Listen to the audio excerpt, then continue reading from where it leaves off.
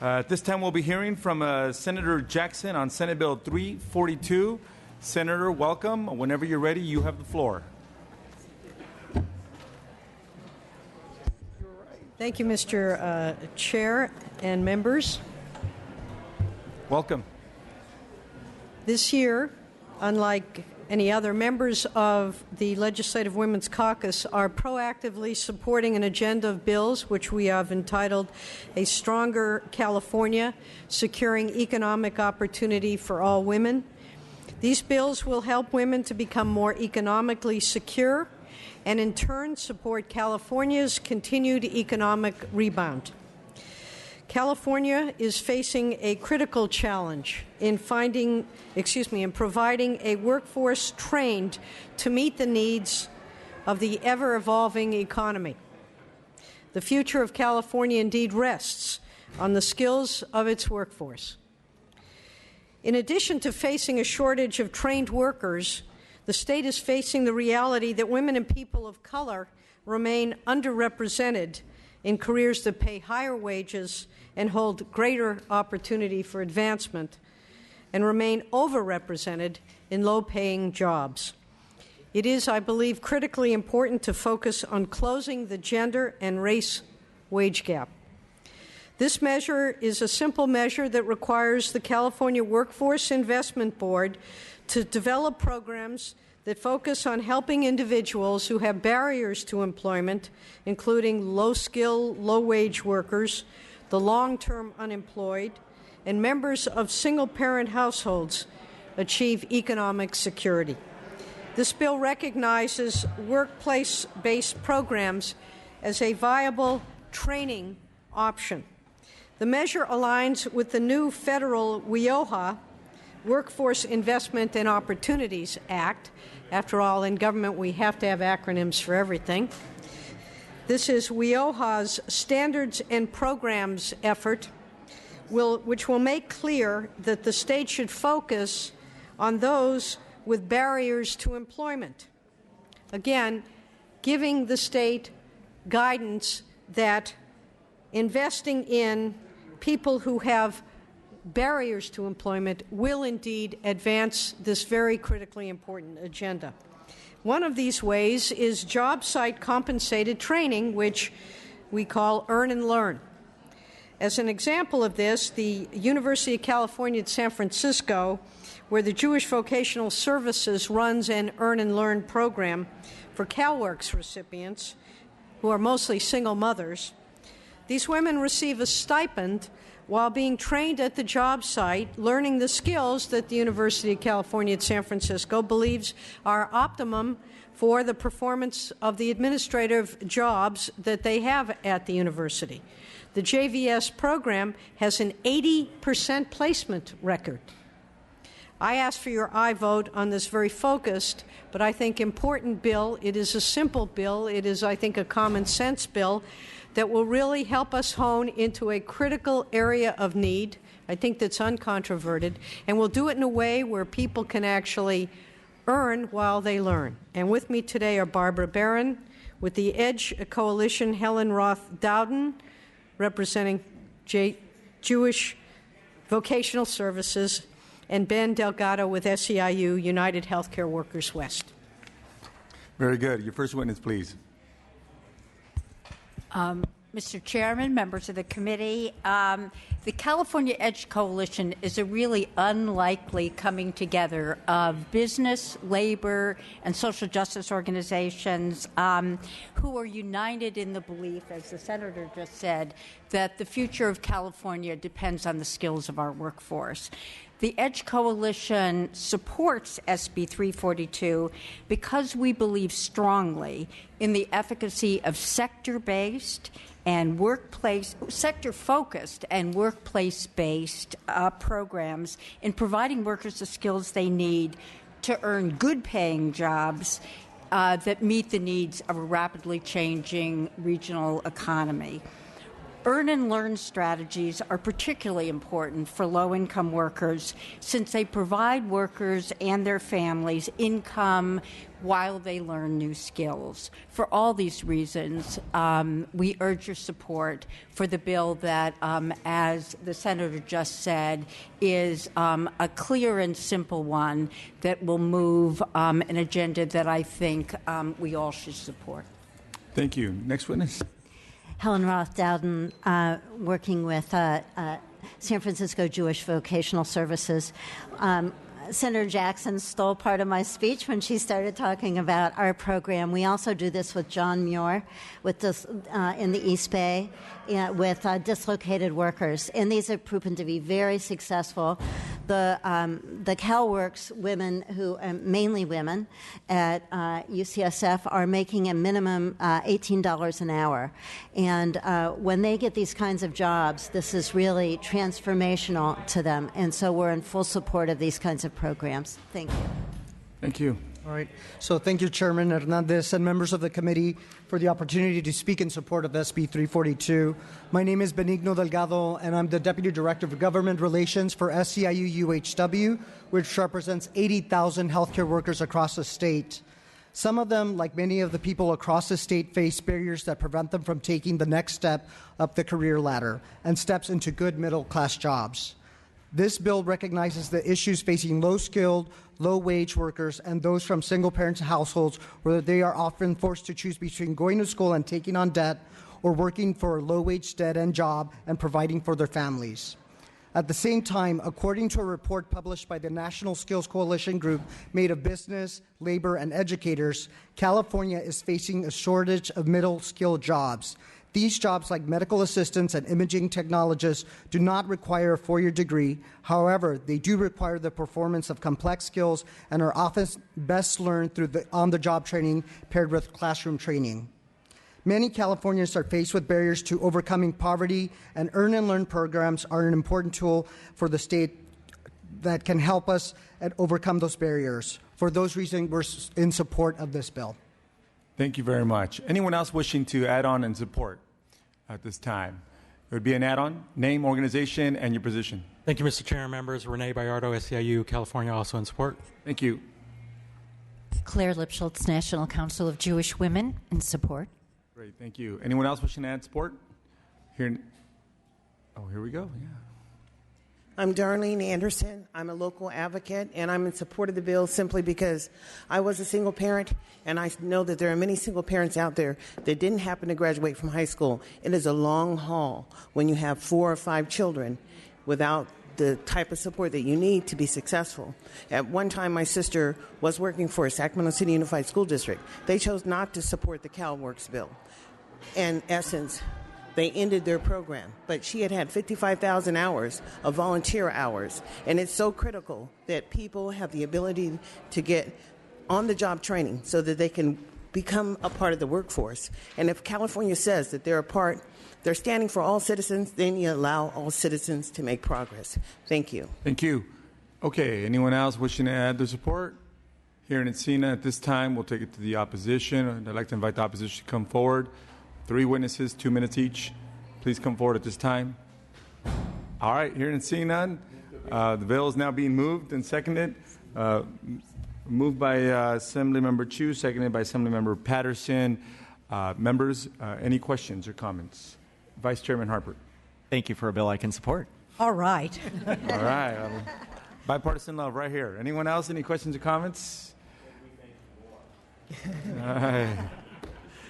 All right, great. Well, thank you, Senator. Very thoughtful. We need to make sure that these services are exactly where they need to be, the people that need them the most. I appreciate the fact that you want to formalize these resources getting right to the communities that already have these systems in place. So thank you for your leadership on this. I recommend an aye. And Madam Secretary, please call the roll. Senator Jackson, if you'd like to close. I'm going to quit while I'm ahead. I ask for an aye vote. Very good. Thank you. Motion is due pass to appropriations. Hernandez? Aye. Hernandez, aye. Harper? Aye. Harper, aye. Chu? Chu, aye. Lowe? Aye. Lowe, aye. McCarty? Aye. McCarty, aye. Patterson? Patterson, aye. Thurman? Thurman, aye. That bill is out. That bill is out with unanimous votes. Thank you, Mr. Congratulations. Chair and members. Thank you. Thank you.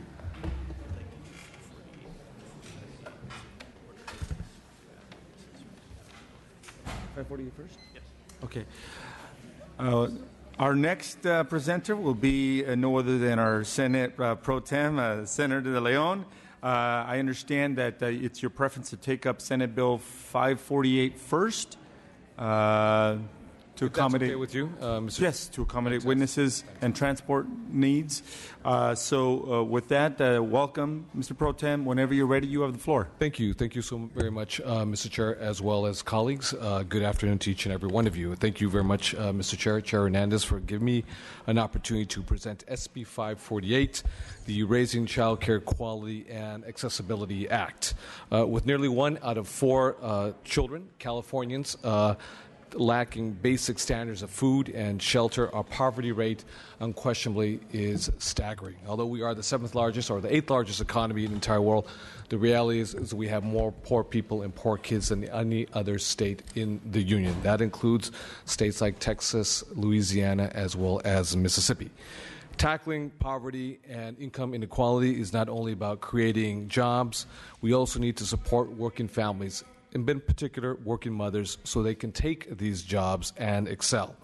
Millions of parents face impossible choices every single day, and without reliable child care, they cannot leave to go do the work that is necessary to provide for their children.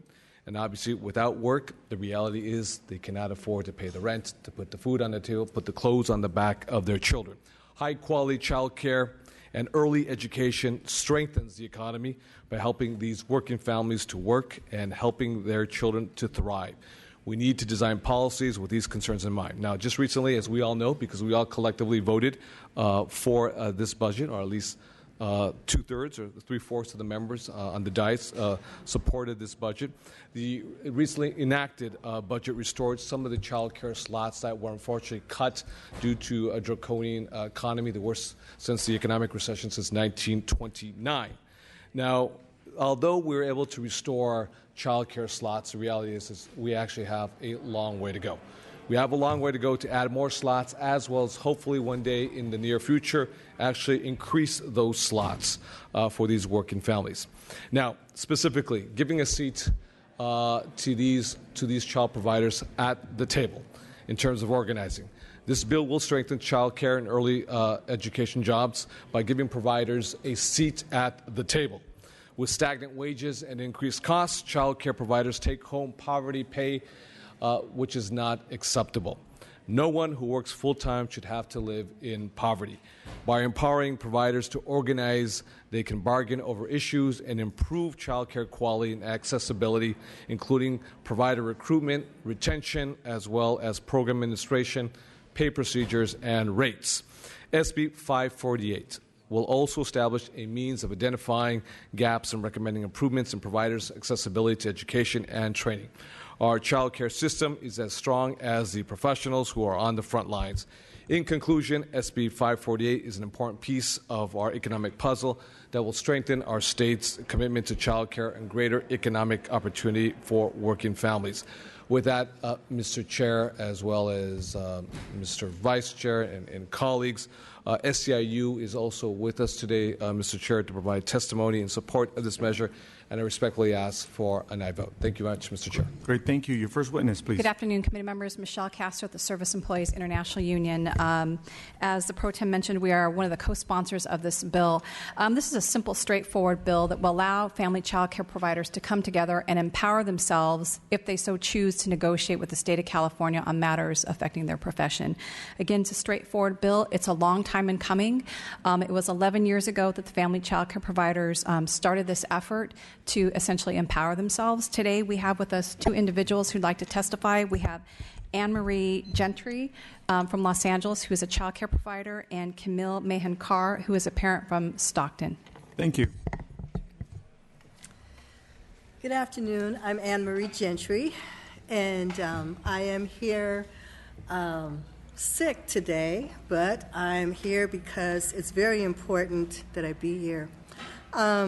As a family child care provider, I have to say that I I wasn't always a family child care provider. I taught high school for a number of years, about 20 years, and I was so concerned that a large percentage of my kids were failing, and the system would still make them graduate, and they were graduating reading at a second and third grade level.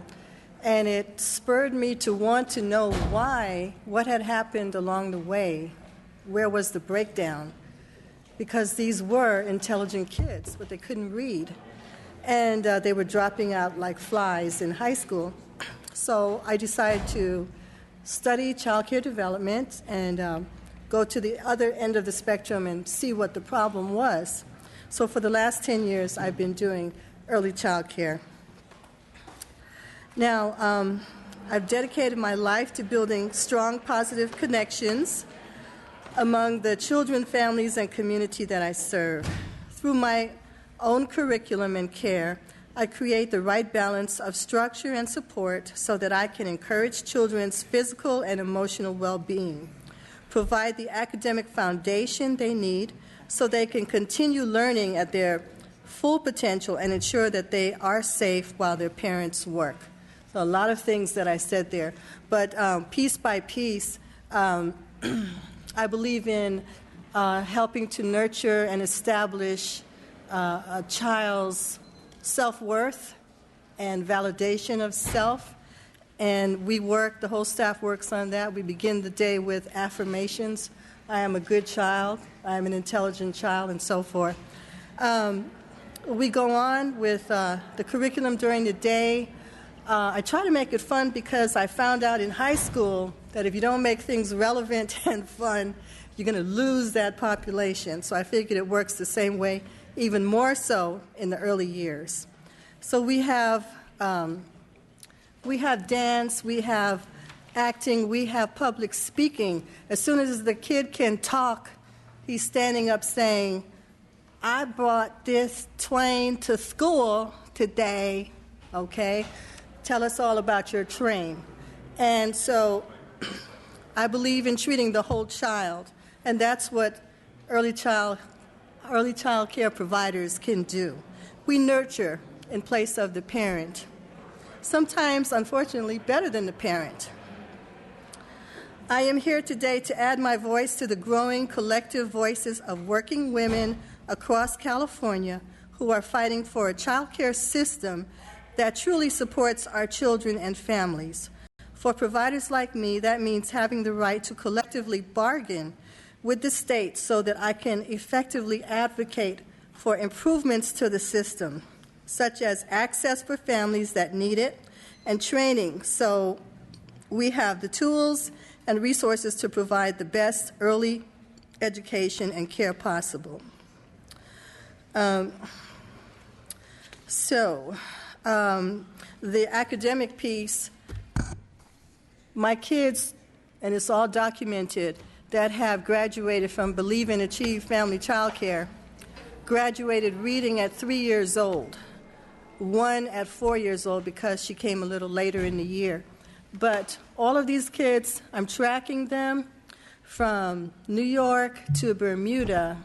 They are at the top of their classes. And this is not preschool, although I love preschool. But within the child care... Ma'am, if you can try to wind it down. Closer? Oh, wind it down? Your time is up. Okay. Within the child care system, we have kindergarten preparedness program. And I'm here to say that we need collective bargaining. The workers need medical benefits, you know. I've lost staff because they couldn't keep up, you know, because they were sick and couldn't get medical benefits. I myself can't get everything that I need, but I have to do what I do every day anyway. I just want to say that we are irreplaceable as a group. In California, I would say we are the most, I want to say we are the most important workers because we are working with America's and California's most valuable resources, which is our children. And it has been documented study after study. Ma'am, we're going to have to stop you at this point. Thank you very much. Your comments are very much appreciated. Next witness, please. Good morning, committee. Thank you for having me here today. My name is Camille Mahan Carr, and I'm a parent of 3 out of Stockton, California. I'm urging you to support SB 548, the Raising of Quality Care and Accessibility Act. In 1999, I finished my military duty and came home as a divorced mother of 2 children, and I was giving child care assistance while I went to college. Now, my older 2 children, both of them have one just recently graduated last month, but both of them have graduated with honors. My daughter, which was graduated 3 years ago, was awarded a full ride scholarship in the 10th grade because of this child care assistance. Later on, I remarried and had another son. Though our combined incomes were better than mine alone, I was not afforded child care assistance. And because of this patchwork, me and my husband had to coordinate our work schedules. My son would have to travel 2 hours each way from Stockton all the way up to Rancho Cordova. On top of that, to get in another car to go to his grandfather all the way to Folsom. So for this time, he had no time to learn. It frustrates me that I served this country, and when I needed the help the most, I could not even get the help for child care assistance. In that travel time, yes, I did try to educate my son. We did the notice of the signs, the alphabets, we sung. We also did the shapes. But I noticed my son was not pronouncing words correctly at a young age. And because of that patchwork, my now 8-year-old is behind reading level for his grade and in speech because of the fact he did not get the early child care. It pains me to see my son struggle every day and trying to learn to catch up with the children in his grade. He just finished 3rd grade, meaning that was a critical time. If he was not up to par, he will now fail from here on out because of the fact that this is when the grade that they have to be at par. All studies say at 3rd grade, if they're not at reading level, there will be a problem. He gets teased behind this, and it very much is a thing. But I tell you what, I'm doing all I can and the best I can to make sure my son is up to par and make sure he makes it and graduate with honors like his siblings have. The reason why I'm here is because for this bill, to support this bill is for twofold. First, I'm a mother with 2 older children who had this care and can prove that this is giving care that works. It works and it helps these teachers. My family child care worker was my children's second mother. She was their caretaker. She was their teacher when I had to work and go to school to make sure I can provide for my children. These women need a voice. They need a voice to not live in poverty while they're trying to build these children of the next future, who are our future, who's going to be making the rules when we are older, and we need to make sure they are prepared when it's their time. Therefore, I stand here proudly in support of SB 548 and ask that you give these women and men, because there are men who work in this profession too, the voice to make sure they have a voice at the table on what their rate should be so they will not live in poverty, and trying to make sure that they can provide for their families as well. Thank you. Thank you very much. All right, next witness, please. Mr. Chair, members of the committee, Brian Allison on behalf of the American Federation of State, County, and Municipal Employees. First of all, I want to thank the Senate President Pro Tem and the Speaker for their tremendous work on this very important piece of legislation. We've heard today from providers.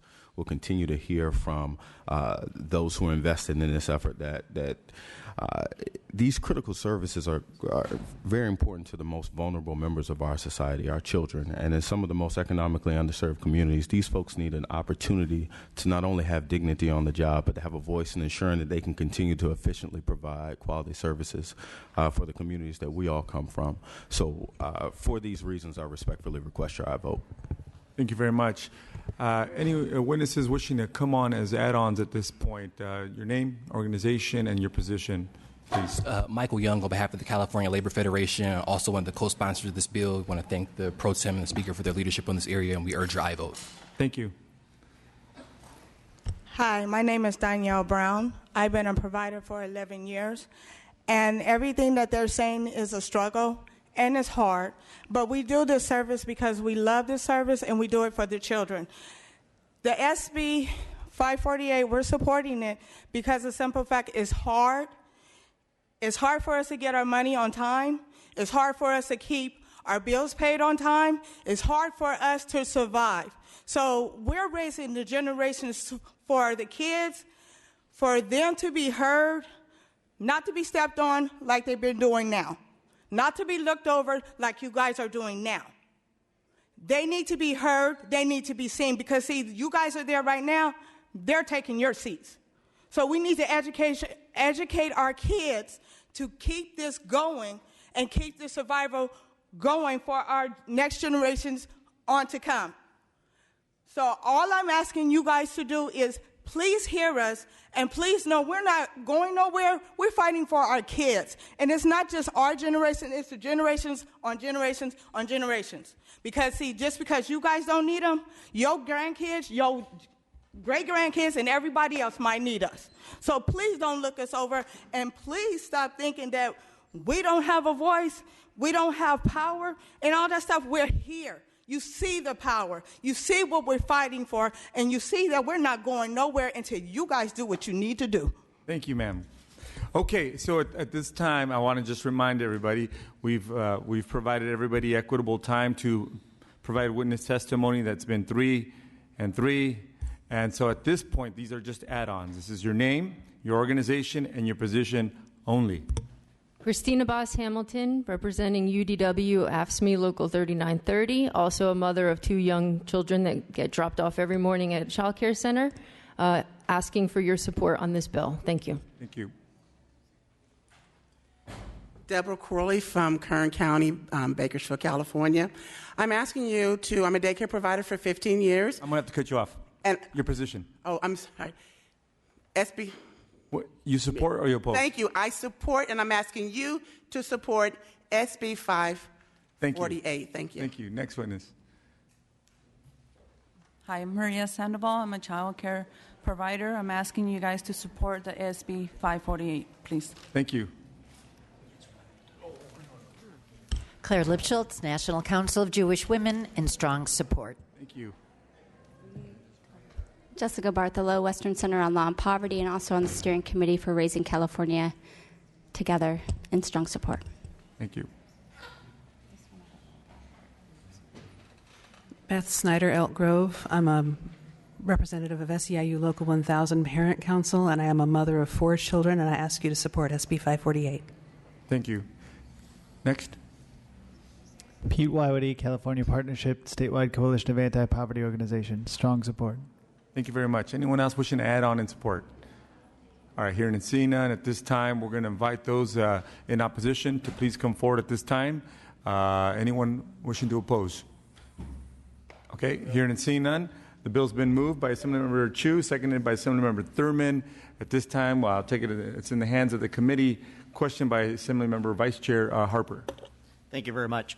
If you can help me kind of understand the process and the magnitude of this proposal, how many folks are we talking about here? A few thousand that would be affected by this? On the high end, it would be about 40,000 people. Okay, so 40,000. And so in terms of the process of unionization, please kind of walk me down this. Is it a majority vote? Is it a majority of all of those 40,000? How does that work? So 30% of the 40,000 would have to say they want to join. They want an election to join a union. So it's a 30% showing of interest of the 40,000. From then, like any other Democratic vote, it's 50% plus 1 of those voting would secure the union representation. That's the standard process for unionization in the United States. And California also follows those standards.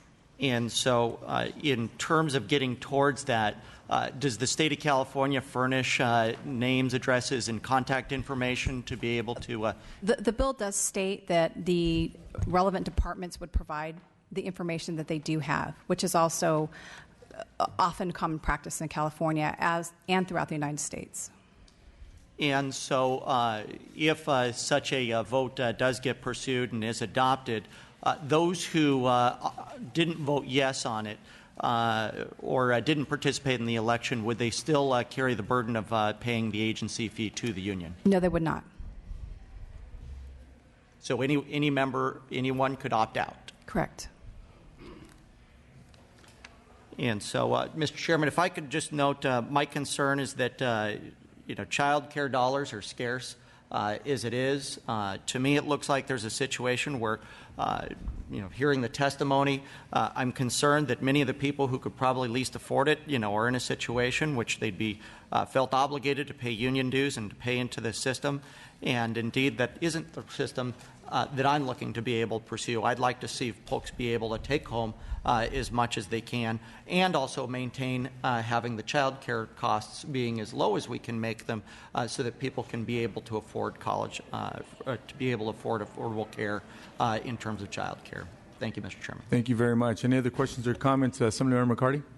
Thank you, Mr. Chair. First of all, I'm in full support of this measure. Thank you, Mr. Pro Tem and our Speaker, for joint authoring this. May I just say for the record, I know that Mr. McCarty, although a freshman assembly member, is very well steeped in ECE pre-K and has been one of our leaders and obviously one of the policy experts that we have in this legislative body. And I would include both houses, the Senate as well as Assembly, as someone who's been a true champion with regards to pre-K and early childhood education. I just wanted to acknowledge that too, Mr. McCarthy.